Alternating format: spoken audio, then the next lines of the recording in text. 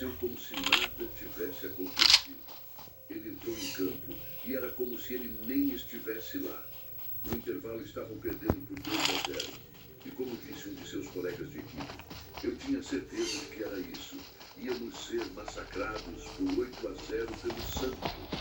No entanto, no vestiário, o treinador enlouqueceu com Denner, culpando-o por tudo e eventualmente dizendo que o substituiria. Mas naquele momento, Denner olhou nos olhos dele e disse: eu não vou sair, vou entrar no campo e eu quem digo quando o jogo acaba. Depois de terminar essa frase, todo o vestiário ficou em silêncio. Eles podiam sentir que algo estava prestes a acontecer. Cerca de meia hora depois, Denner liderou a defesa para virar o jogo para 3-2, mas não foi o suficiente. Então ele pegou a bola, passou entre as pernas do primeiro defensor, venceu o segundo na corrida e marcou depois do vário goleiro. Foi uma obra-prima.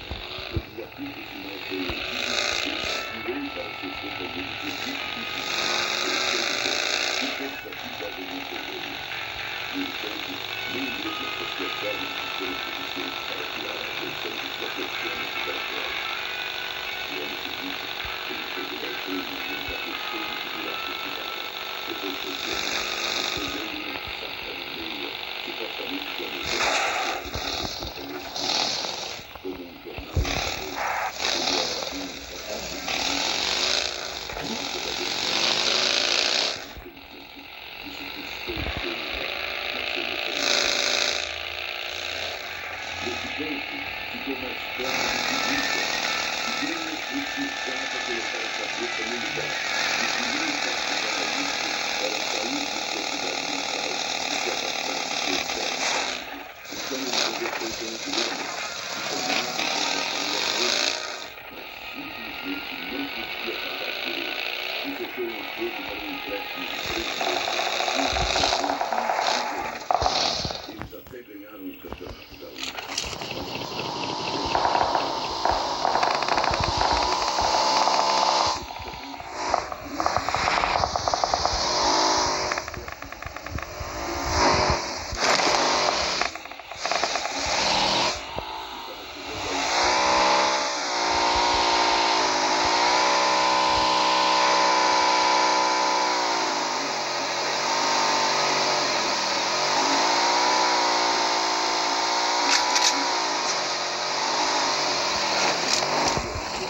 mas percebemos que era impossível mantê-lo aqui por muito mais tempo. E foi nesse ponto que Denner fez uma sugestão boba.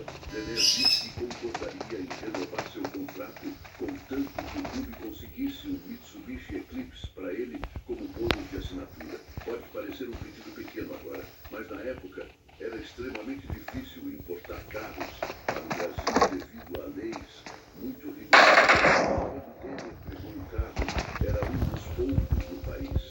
No entanto, enquanto tudo isso acontecia em São Paulo, algo mais acontecia no Rio de Janeiro, que selaria seu destino. Em 1989, um homem chamado Eurico Miranda tornou-se diretor de futebol da seleção brasileira, ajudando-nos a vencer a Copa América após 40 anos de seca. No entanto, um ano depois, ele já havia saído. O problema era simples. Ele também era vice-presidente do Vasco da Gama e se recusava a abrir mão desse cargo. Simultaneamente, Jair Pereira, um treinador que havia levado o Brasil a 2 títulos mundiais sub-20, foi demitido do Atlético após se desentender com o presidente. E foi aqui que Eurico Miranda o abordou, tentando contratá-lo, perguntando: Jair, você quer ser campeão comigo? Jair respondeu: sim, eu vou fazer de você um campeão, mas eu só tenho uma exigência. O Denner. Contratar Denner seria sua primeira sugestão. Como você pode imaginar, para Denner, que estava desesperado por recuperar seus erros, garantir um lugar na Copa do Mundo de 1994. Era a jogada perfeita.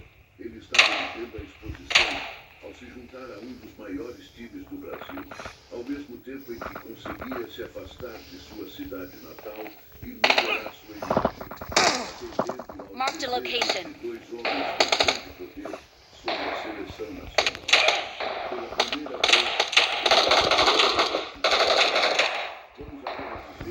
estreia dele contra o Newell's Old Boys sem dúvida, e todo mundo ficou o foco deveria estar no Madonna, pois era seu primeiro jogo de volta após ficar fora por alguns meses devido a uma lesão. No entanto, Denner tinha outro plano. Com apenas 6 minutos de jogo, Denner pegou a bola e passou por 1, 2, 3, 4, 5 jogadores, quase marcando um gol. Nesse momento do jogo, Maradona já balançava a cabeça incrédulo e Denner praticamente não parou até ser substituído. Ele foi tão incrível que no dia seguinte até os jornais argentinos colocaram Denner na capa, mas nada foi mais chocante do que quando Maradona surpreendeu toda a equipe do Vasco, invadindo o vestiário pedindo o garoto. Maradona queria apertar a mão. Não há uma aprovação melhor do que essa. No entanto, o que ninguém percebeu naquela época foi que, durante esse período, Denner estava passando por um dos momentos mais baixos de sua vida. Apesar de ter 3 filhos e fornecer apoio financeiro à mãe deles, quase como se fosse sua esposa, Denner nunca se casou oficialmente com ela e era totalmente aberto sobre o fato de estar saindo com outras mulheres. E apenas um mês após chegar ao Vasco, sua namorada na época faleceu após ser atropelada por um carro durante mesmo que seu mental na época fosse questionável. Apenas 2 meses depois, suas atuações o levaram à sua primeira conferência para o Denner se enfrentaria ao FIFA por uma quantia de $3 milhões. Mas infelizmente, essa conferência nunca aconteceria. Apenas 3 meses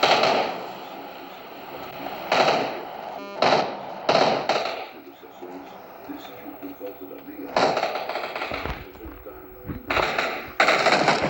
Apesar de no dia seguinte, ele se recusou a deixar seu famoso Mitsubishi Eclipse em São Paulo.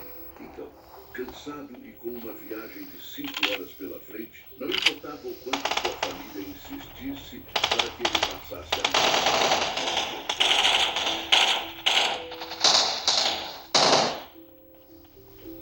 O futebol brasileiro o Vasco da Gama morreu o acidente aconteceu à margem da Lagoa para a ilha mais bela e deitou o banco, então o cinto imediatamente foi para o pescoço. Circunstancialmente e infelizmente foi a causa da asfixia. A frente do carro, como que já dela, tem a dimensão da violência do acidente, mas a placa mantém as constâncias do dono e o número da camisa que usava. Em volta, o trânsito para, uma pequena multidão se aperta e ele continua ali, se despedindo dos amigos, jogadores do Vasco e fãs. Amigo mesmo, meu amigo particular, gostava dele.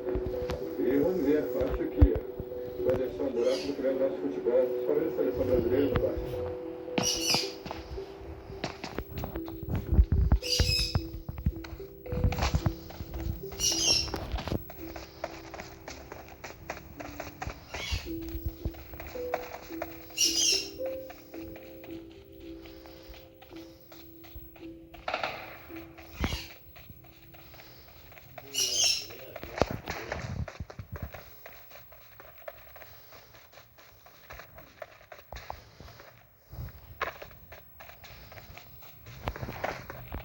Quando se fala em craque na história do futebol, é quase impossível não citar o nome desse grande jogador que surpreendeu o mundo com seu talento e estilo de jogo reverente e contagiante. Ronaldinho